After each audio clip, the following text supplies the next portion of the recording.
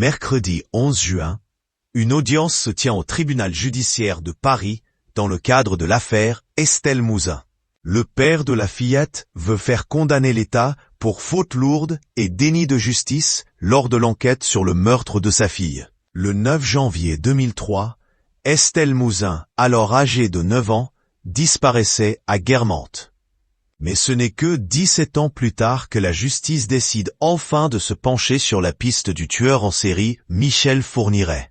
Finalement, en décembre 2023, son ex-femme, Monique Olivier, est condamnée à la réclusion criminelle à perpétuité, assortie d'une période de sûreté de 20 ans pour complicité dans les enlèvements suivis de meurtres de Marie-Angèle Domès, Johanna Paris et Estelle Mouzin. Pour le père de la victime, tout a été mal fait dans cette enquête.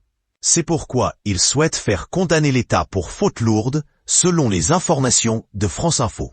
En effet, ce mercredi 11 juin, une audience s'est tenue à 14 h au tribunal judiciaire de Paris, plus de 6 ans après le lancement de la procédure par Éric Mouzin. La piste de Michel Fourniret évoquée dès la première année d'enquête. Dans leur requête, Didier Seban et Marina Lally, les avocats d'Éric Mouzin, pointent du doigt les 10 juges d'instruction qui se sont succédés depuis le début de l'affaire, soulignant qu'un magistrat met des mois, voire plus d'une année, pour prendre connaissance de l'importante procédure.